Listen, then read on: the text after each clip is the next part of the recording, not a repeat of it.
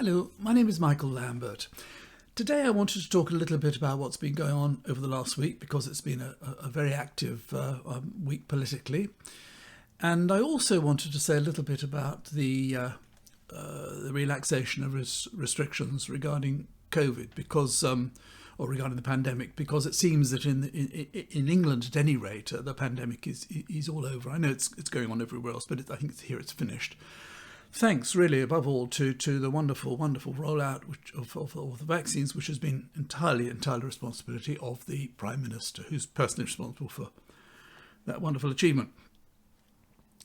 Now, on the right of the Tory party, there's a group, the ERG and friends, who kind of have the Prime Minister on a lead. I mean, he needs their support, and they were the ones who were so keen to leave the EU because they seem to have this passionate dislike of Europeans. And these are the men who voted, mostly men, mostly old men, who voted in favour of new laws that are now struggling a bit because of what happened to the laws last week. But anyway, new laws which will make it effectively illegal to demonstrate. In other words, we'll be one of the only civilised countries in the world where it is illegal to demonstrate if the homosexual policeman doesn't like the idea of the demonstration. They're voting in favour of laws which will make it a criminal offence punishable by imprisonment of up to 14 years. That's more than you get for murder. If, as a journalist, you print information obtained from a whistleblower, the Home Secretary considers that to be tantamount to spying. They voted in favour of laws which will make it possible for any policeman to stop anybody and search them without any reason, any just cause. All sorts of other extremely draconian police state authoritarian laws that they are all in favour of. But all these old men consider it a terrible, insufferable invasion of personal liberty if someone has to wear a mask. And they just hate it. Now, Johnson knows this, of course, and in order to appease them, he's done away with all the restrictions. And what it'll be described as is opening up the economy. Now, I had a look to see which other countries don't have any restrictions about wearing of masks, because you'll see on television programmes, you'll see, for example, if Biden comes on, he's wearing his mask and so on. You see at the summit the other day in Geneva between the Americans and the Russians, everybody's wearing masks. And there was a little piece on television last night about a terrible explosion that took place in Ghana of all places, and there was a police chief there and surrounded by 20-30 people, everybody wearing masks. Everybody everywhere all over the world is wearing masks, but here we're not going to anymore. But there are one or two other countries that, like us, have decided, obviously, to open their economies up and, free themselves to do what they like. And I'll read you a list of these countries. There are only 8 of them, so we're going to join this illustrious group of people who don't have to wear masks. Belarus, Syria, Turkmenistan, Yemen, Somalia, Sudan, Eritrea, and Greenland. And now England will be added to that list of countries where it's not considered necessary to wear a mask anymore. Over the last 2 days, the average number of new cases has been 100,000. The average number of deaths has been 300. So that's 2,000 people a week dying. And we have the highest number of deaths of anyone else in Europe at 153,000 officially. It's believed to be a lot more. And yet with such a terrible record, and with such high new cases and new deaths, we're doing away with all restrictions. And when everybody knows that masks help prevent the spread of the virus. But now, from next week, we're going to be free. Don't have to work from home. You're free and go and spread your virus on the tube or on the bus or on the train, whatever. Don't have to wear a mask.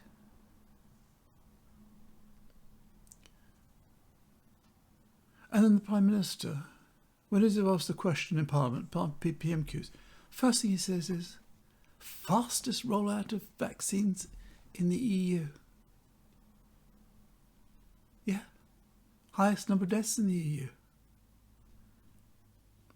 And this is all just to save his skin, because he wants the people on the way. He knows he's up for a challenge now. His leadership is going to be challenged, and he wants the support of the right-wingers who've been pulling his lead all this time. He wants their support, and so he's putting the whole country at risk. Thousands of people are liable to get the virus, as a result of there being no restrictions, no masks and so on. I think that in schools, they're not going to make it illegal for children to wear masks now. Last week it was obligatory. Now it's going to be illegal to wear them. So we all want to be free to spread the virus in order to maybe keep the Prime Minister in office. Now, I've been saying for a long time this man is really, he's totally unsuitable to be Prime Minister. He always has been, partly because he's utterly dishonest. He's self-obsessed, and he puts as in the case with the mask, he puts his own interests first. It's his own career he's thinking about. He's not thinking about the country, and on top of anything else, he's utterly incompetent. Anyway, I just wanted to quickly touch on some of the things that happened last week, because it started on Tuesday with the famous interview with Beth Rigby when Johnson was at some hospital somewhere. And incidentally, at the moment we have so many problems. I mean, not only the pandemic, but we've got huge problems with the economy. I mean, prices are absolutely rocketing, and they could go on rocketing. There are huge problems with trade collapsing with Europe. There's Putin on the edge of, very, very close to invading Ukraine. And how does the Prime Minister spend his time? At least 2 days a week, he gets in his car with his personal photographer, who we're paying for, in the car behind, and a police escort, and he shoots off across the country. I think last week he was in North Somerset somewhere. Shoots off across the country, goes to a hospital, rolls up his sleeves, disturbs everybody, answers 2 questions from a pool reporter, ensuring he gets first billing on the news at night, and gets back in his car and comes home again. Photo opportunities. It's all about him. He doesn't care about the country. It's him. His survival. Him being on the front pages and being the first item on the news. But anyway, in this interview, he'd been holed up, hadn't he, for a week because of self-isolating because of someone in his family having had COVID. And he looked very sorry for himself, and he looked down when he was asked a question about the parties going on when the Queen was about to bury Prince Philip and so on. It was all contrived, absolutely contrived. It was just part of an act to try and convince everybody that he was really sorry and so on. People were talking in the papers the next day, oh, what a broken man and all the rest of it, and look how sad he is and so on. And then came the Prime Minister's questions next day.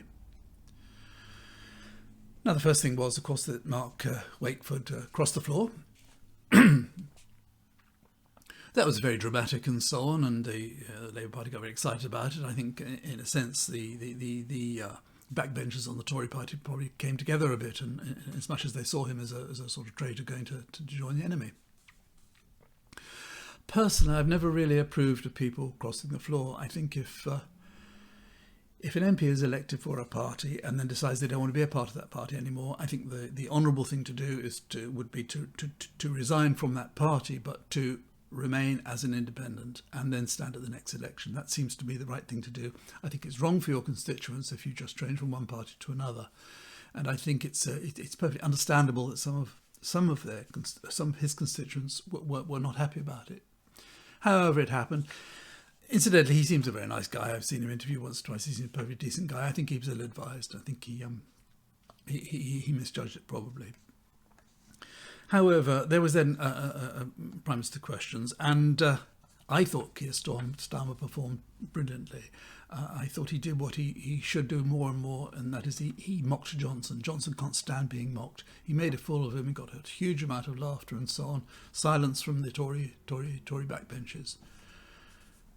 When the papers came to report it, of course, it was all about how wonderfully revived the Prime Minister was, and what a fantastic spirit he'd got back again, and he got more, he bought more time and so on, and so he wasn't really the dejected man from the day before, when he was pretending to be so contrite. And there again, when Keir Starmer asked questions, the first two questions, the answer that Johnson gave was fastest rollout of the boosters in Europe and fastest growing economy in the G7. Now, this fastest growing economy in the G7 is something you hear all the time. All the time you hear it from ministers. It's stated as a fact. It's stated we are the fastest growing economy in the G7.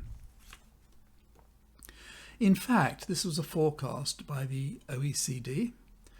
It was a forecast that we would grow by 6.9% this year. Our GDP would grow by 6.9% this year, which would be a phenomenal growth. The OBR, which is in fact part of the government, has already said that their estimate is that our economy will shrink by 4%. Again, a huge amount this year. They've also, and I can read a piece that they said that they wrote recently concerning exports and imports with the EU. And don't forget, the EU is represented 50% of our trade until Brexit. The OBR, which is part of the government, said, in summary, the evidence so far suggests that both import and export intensity have been reduced by Brexit, with developments still consistent with our initial assumption of a 15% reduction in each. So they're saying that exports and imports to the EU are going to fall by 15%. And I just want to say a few words about this business about exports and imports to the EU, because it is a really, really big part of, and has always been a big part of, our economy. What you won't have seen in the newspapers, because the newspaper's not reporting it, and what you won't have seen on the BBC, because the BBC are not reporting it, but what is all over social media are huge queues of lorries at Dover. Because now, as from the 1st of January, we have to impose import and export controls. In other words, every lorry leaving the country has to have its documents checked to make sure they've got the right to go to Europe and all the rest of it. And lorries coming in have got to have everything checked as well. So there are now huge delays because every lorry is going to have to be stopped and checked. And this is going to get worse. I mean, bear in mind, it's a quiet part of the year now. And I think there were queues this morning or yesterday. I heard of 17 miles on the motorway to Dover. One effect of this, one consequence of this, is that people who own lorries that are either going to Europe or coming from Europe to the UK are going to find it's costing them, each journey is costing them more money. That's going to have to be paid for. Prices are going to go up. Not only that, an awful lot of people are going to say it is simply not worth it. For UK firms to go to the EU, take lorries to the EU, it's not going to be worth it. And for an awful lot, as I've said this many times before, an awful lot of EU exporters are going to say it is not worth the hassle. You know, if a lorry comes over from Spain and it delivers its oranges or whatever in Birmingham and wants to go back again, it gets to Canterbury and suddenly they're in a 20-mile queue, stopping and starting for maybe 10 hours or something. The driver's going to say, "Sir, I don't want to do this." Next time there's a job to the UK, they're going to say, "I don't want to do it." So it's bound to result in higher prices and more shortages. It is just this erection, which is what Brexit is, this erection of huge barriers to trade between us and the EU. And not only that, in September, from September onwards, we're going to have these biometric ports, whatever you call them. These things you have at the airport where you stand in front of the screen and you put your passport on the plate, and it does a facial recognition thing and records your face. Now that is going to have to be done for every single person leaving the country by boat, as it is people now do it by air. So if you imagine the cars, when you get to Dover, in the past until this year, you get to Dover, you get to the Folkestone for the train, and you just key in your thing, your ticket comes out, and you go to the UK passport thing. Usually didn't even bother to show your passport, and you go to the French one there, you probably most of the time didn't bother to see, so click, click, click, you're on the boat. Now what you're going to have to do, and you arrive in Dover in your car, you have to find somewhere to park. And there are going to be tens of thousands of people looking for somewhere to park. And when you've parked up and you've got Granny in the back who can't walk very well, you've got a couple of children, you've got a baby, you're going to have to all walk to some building where there may be hundreds of machines, but you're going to have to all queue up, and each one of you is going to have your face checked and your passport checked. And then you'll have to go back to the car again, get in the car, and then you'll be able to go. Now imagine that in August. Imagine the coaches with 40 people on each one. Imagine every lorry that's going to have to park up somewhere whilst the lorry driver, it may be done somewhere else, and there may be another, they may be buying some more fields to concrete over where you do this. But the driver's going to have to get out, and he's going to have to go and have his face checked and so on. And this is all new barriers, making trade so much more complicated, so much more difficult. And they tell us we're the fastest growing economy in the G7. Things are just going to get worse and worse and worse.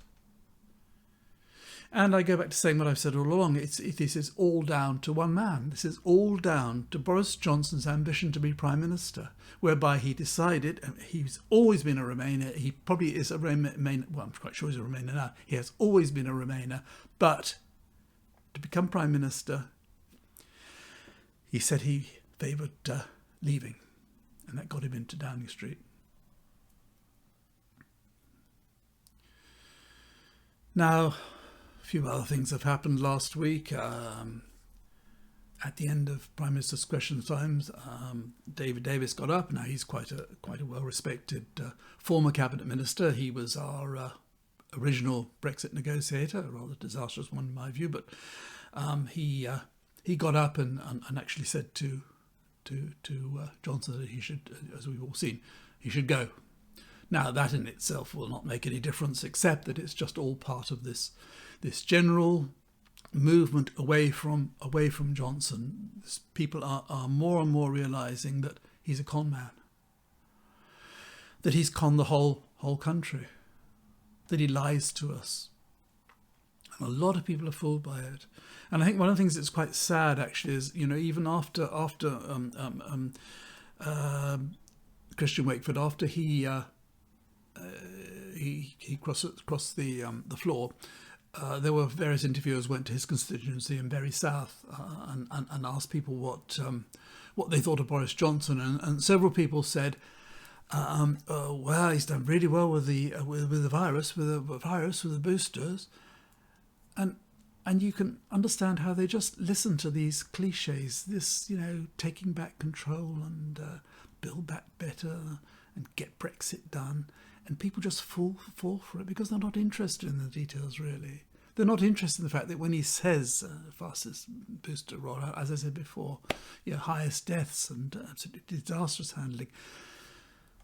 What has been forgotten recently regarding the coronavirus is that we spent £37,000 million on a test and trace which never worked. And it's now forgotten. I don't even know if it exists anymore. It's forgotten. That's £550 for every man, woman and child in this country. Gone. Poof. And people are being told, and we all know, we're going to face extremely difficult times financially. Taxes are going up. Prices are shooting up. Look at gas, electricity. Everything is going up in price. Made even worse by Brexit, for the reasons I've previously explained. And then again, as I say, during question times, it's always fastest booster rollout in Europe and fastest growing economy in the G7. And again, the vox pops in Berry South saying, oh, I think he's doing well with the economy. I think he's doing well with the economy. Have they looked around to see what's happening to prices? No, of course they haven't. They just listen to this. They read it on the front page of the Express. Now, Johnson's going to be facing a challenge to his leadership now, isn't he? Everybody is saying, they've been saying for ages now, it seems like ages anyway, they're saying, wait for Sue Gray's report.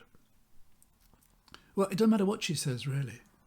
Because if she comes out and says that he's guilty, well, he's done for anyway. If she says he knew all about it and he didn't do anything about it, he's done for. But if she comes out and says he didn't know anything about it and everything he says is true, and he's completely innocent of any offence, we know that isn't true because he's already told us. He's already stood to the dispatch box and said that no rules were broken, all the rules were followed.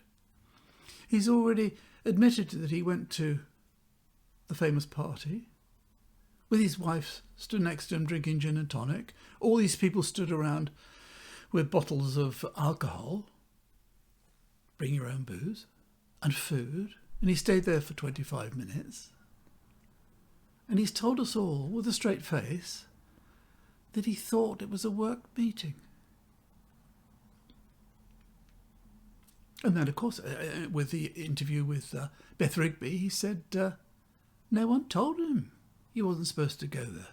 No one told him. Try that when you get nabbed for doing 100 miles an hour down the M1.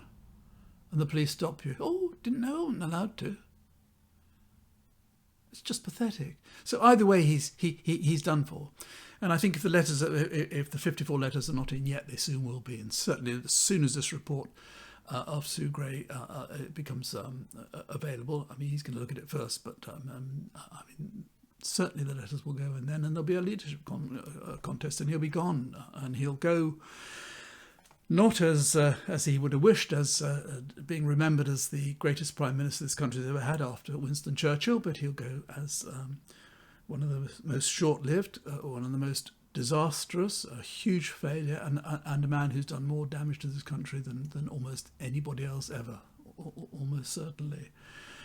And what you can be sure is that as soon as he's replaced, the new leader will immediately start blaming him for everything, and he will, for the rest of his life, he's going to be blamed for all the consequences of Brexit and of the pandemic and so on. Although the pandemic will be forgotten fairly soon, but all the economic consequences, the rising prices, the unemployment, the failing businesses, the failing exports, it's all going to be blamed on him. And no one can have one iota of sympathy for him. He's just really, really a con man, a dishonest, lying, incompetent, self-obsessed clown. Anyway, with that, I'll end there. But if you've watched this far, thank you very much indeed. And if you haven't already subscribed, I really would appreciate it. And if you wouldn't mind clicking the like button, I'd be grateful. And so until next time, bye for now.